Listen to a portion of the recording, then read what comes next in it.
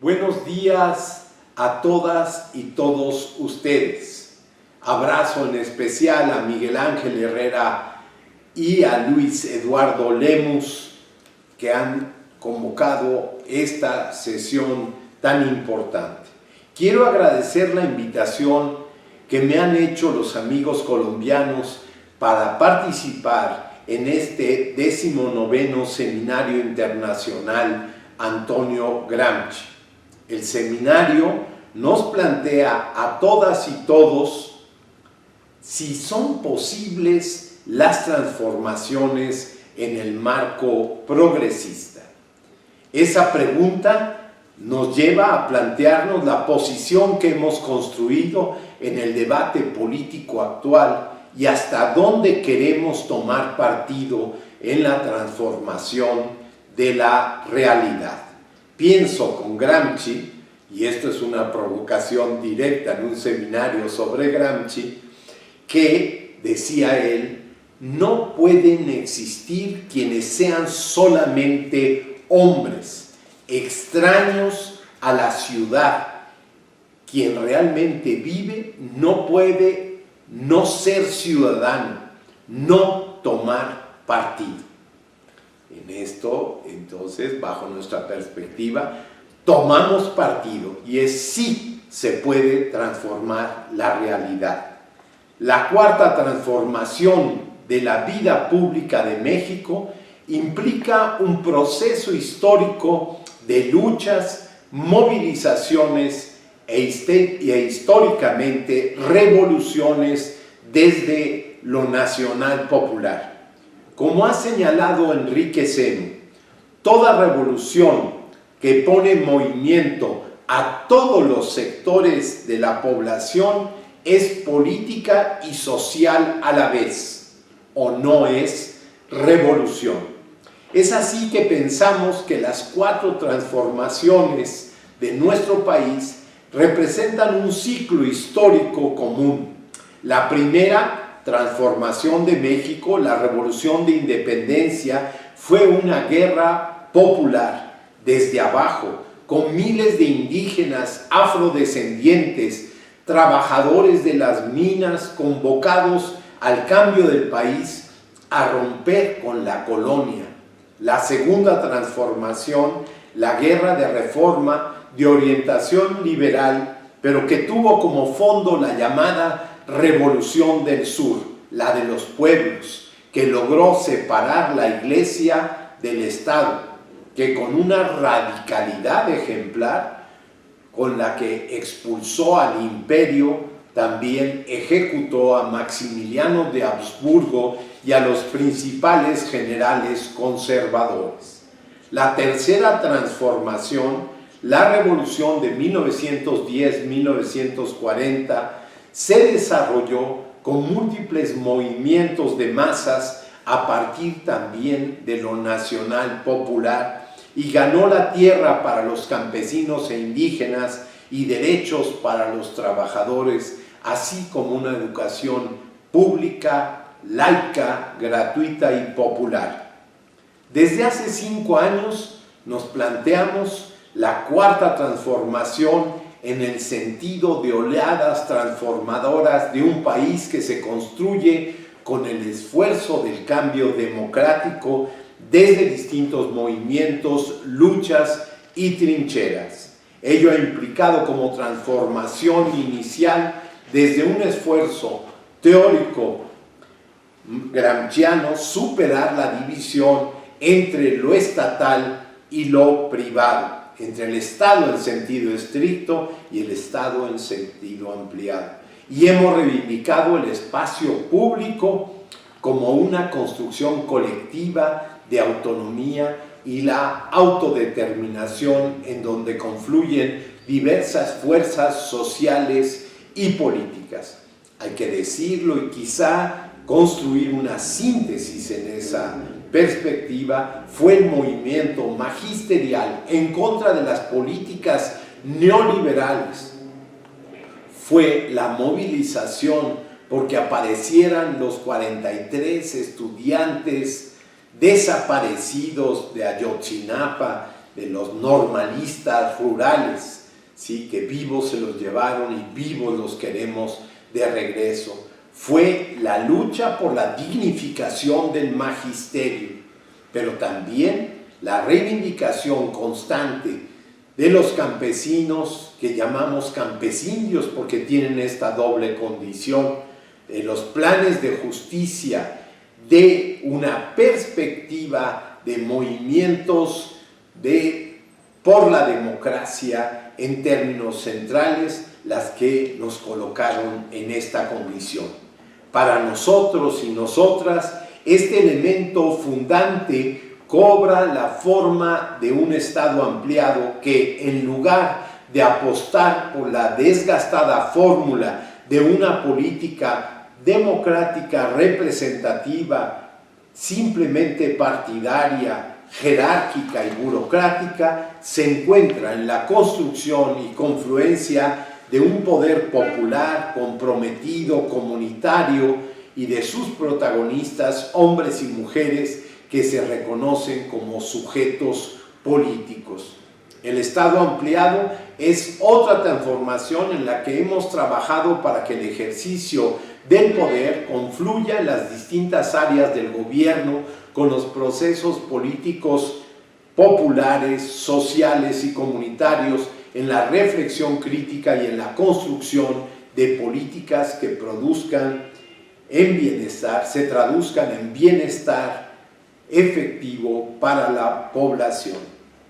Este acontecimiento dio lugar a la construcción de un tipo de democracia que tiene en la autodeterminación del pueblo el principio histórico de transformación social, desde lo específicamente humano, una democracia que se convierte en la implantación de la autodeterminación como acto político cotidiano.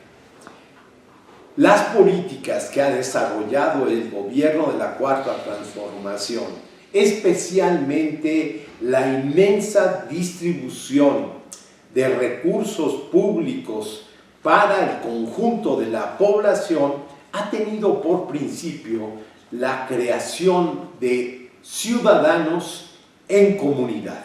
Y es este concepto que trabajaremos más adelante el que nos parece central. ¿Qué queremos decir con ello? Los subsidios se dan directamente a las y los individuos. Se construye una política sin intermediaciones, ni partidarias, ni de organizaciones no gubernamentales. Esto es, al trabajar directamente en la construcción de la reivindicación de ciudadanía, de dignificación de cada una de las personas, encontramos en esa fórmula un elemento central. La importancia que tiene es determinante para un país como México, donde si las transformaciones vinieron desde abajo, fueron expropiadas desde arriba, fueron reconstruidas las formas de organización social en corporaciones y a partir de ello controlados los movimientos de masas. Hoy lo fundamental es que el apoyo a la tercera edad, el apoyo que se da directamente a las familias, a los becarios, todo ello tiene que ver con un trato directo, sin ninguna intermediación, sin ningún planteamiento que sujete a los individuos, ¿sí?, a una política estatal y menos aún sujete a las organizaciones sociales en esta perspectiva. Queremos decir que hemos avanzado también en la organización, ¿sí?, de una perspectiva desde el Estado de respeto absoluto a las formas de organización sindical. La transformación profunda de los sindicatos como organismos que expresan la autoorganización de las masas, ¿sí?, y cuyo reconocimiento no representa, ¿sí?, una cláusula de exclusividad y menos aún entonces de exclusión del conjunto de los trabajadores que no aceptaron corporativizarse en esa lógica, representa para México un proceso de democratización histórico, porque fue construido desde la Revolución Mexicana todo ese proceso como un elemento central de control. El otro elemento fundamental tiene que ver con el reconocimiento de la diversidad. Y en este país, que después de la India es el segundo país con mayor diversidad, este acaba siendo un punto central. Los planes de justicia para los pueblos originarios, la discusión central dentro de ello de la educación desde la perspectiva de los propios pueblos, la construcción de una perspectiva intercultural que no multicultural, esto es, no se trata del reconocimiento de la famosa tolerancia, como se dice, sino se trata esencialmente del reconocimiento de las formas de autoorganización, de la costumbre, como se dice en México, de la construcción de un sistema de justicia también propio en el marco de los derechos humanos, pero también la construcción de un sentido general. La separación de los tres poderes en México, hasta la confrontación con el Poder Judicial en este momento por el proceso de judicialización extremo de la política, ¿sí?, expresa también en la convicción de la Cuarta Transformación de respeto absoluto, ¿sí?, a los otros dos poderes, ¿sí?, un elemento esencial. La propuesta hoy es que también el Poder Judicial sea electo para de esa forma someterlo a la soberanía única que es la soberanía popular. En esta perspectiva, las transformaciones de la Cuarta Transformación de nuestro país han expresado un cambio, ¿sí?, en las mentalidades, en una revolución de las conciencias, también con un fuerte referente gramsciano, y en un giro en los principios que en términos generales buscan impactar directamente en el bienestar de las y los mexicanos. Menciono quizá el más importante, que además nos ubica en la perspectiva de un queridísimo compañero de lucha, dirigente de Morena, Enrique Dussel, que acaba de morir hace muy poco y al cual se ha hecho referencia aquí, de primero los pobres. Esto es un principio ético de la transformación que se concreta en la redistribución progresiva del ingreso mediante un aumento al salario mínimo, la cobertura universal de los servicios básicos, el apoyo a madres solteras, adultos mayores y a las niñas, niños y jóvenes. Por ejemplo, a la fecha se han basificado cerca de 900,000 maestras y maestros, pero se otorgan 12 millones de becas. Todo el sistema de media superior recibe una beca universal. Asimismo, se ha dado prioridad a la educación preescolar, pero más importante aún por su innovación, a la educación inicial, a la primaria, a la secundaria, a la educación indígena, en el aumento de los sueldos del magisterio, sí, a pesar y por encima de la inflación. Este año fue de 8.2%. En lo que va del primer gobierno de la Cuarta Transformación, se han otorgado todos esos millones de becas, pero con una dirección central de nueva cuenta, y permítame subrayarlo, es otorgarlas directamente a las familias, directamente a los jóvenes, sí, y a los jóvenes adultos también. Esto ha favorecido que se disminuyan los niveles históricos del abandono escolar en la educación media superior. pues la tasa de abandono escolar disminuyó de 14.5% al 9.2% entre los ciclos escolares 2017-18, que es cuando ingresamos, en diciembre de 2018 a 2021-22, es decir, una reducción de 5.3 puntos porcentuales. Mientras en esta perspectiva tenemos una atención educativa de los grupos de población más pobres del país que ha ampliado la cobertura con la creación de nuevas universidades. Se han creado 202 universidades para el bienestar Benito Juárez que atienden en este sentido a 62,000 estudiantes. También se han creado 10 nuevas universidades interculturales y existen en este momento ya 22 en nuestro país.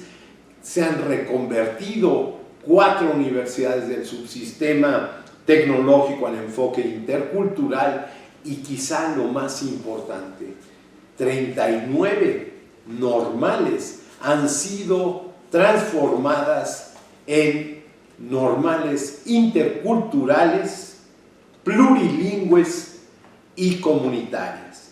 La creación de las 9 universidades en el subsistema tecnológico y 2 en las escuelas normales de formación docente amplía eso. Pero lo más importante, la transformación de la malla curricular de el conjunto de las normales de nuestro país, de las más de 250 normales de México, ha sido fundamental a partir de un congreso electo por cada una de las escuelas normales que ha logrado establecer un nuevo marco curricular junto y en paralelo, anticipándose más bien a la gran transformación de la educación básica de nuestro país. Aquí el tema de la transversalidad, de la igualdad sustantiva, de la igualdad de género y de la educación intercultural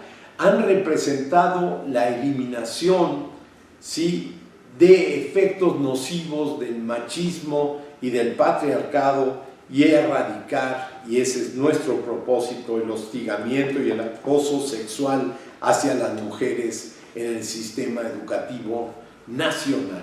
Y es que la violencia de género es uno de los rasgos centrales del neoliberalismo de un país maquilador como ha sido México, donde la confrontación con las mujeres tiene, digamos, niveles de inhumanidad extremos.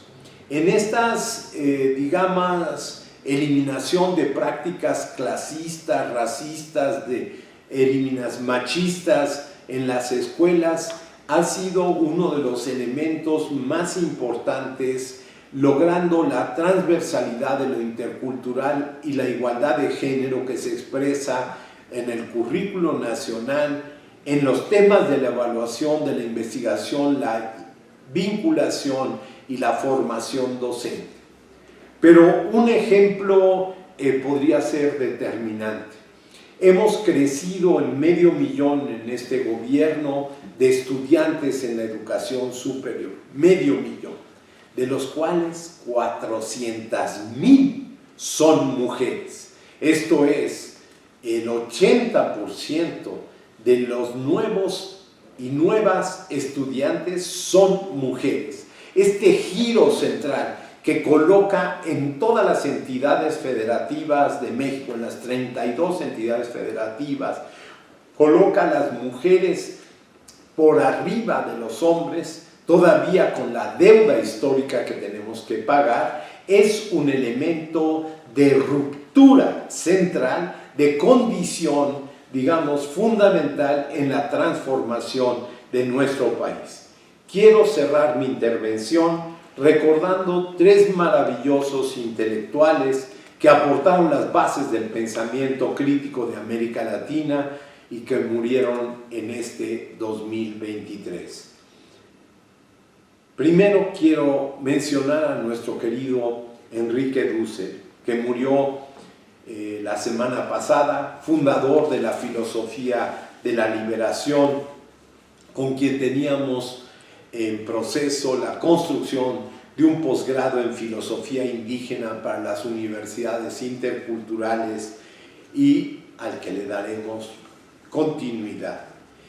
De Dussel quiero decir que destaca su militancia, que destaca su integración a la escuela de formación de Morena, que es el partido en movimiento que ha traído los triunfos y que dirige la Cuarta Transformación.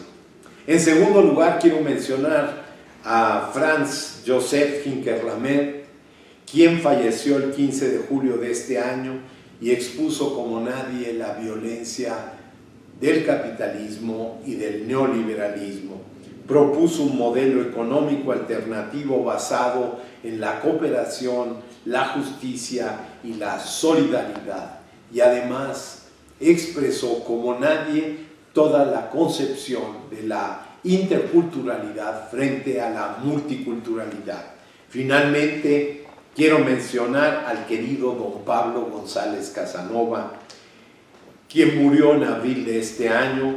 Fue un teórico del colonialismo interno, también recordado por el análisis del sistema político mexicano en su obra más importante, La democracia en México, así como por su apoyo a la causa del Ejército Zapatista de Liberación Nacional. A estos tres pensadores, las naciones latinoamericanas les deben mucho de sus procesos de transformación emprendidos en las dos olas de los gobiernos progresistas del siglo XXI. No hay mejor manera de honrar su memoria que leer sus trabajos, pero sobre todo de llevarlos a la práctica. Muchísimas gracias por su atención y nos vemos el 20 de noviembre ya bajo una perspectiva esencialmente sobre los temas de la educación y la Cuarta Transformación en México. Gracias.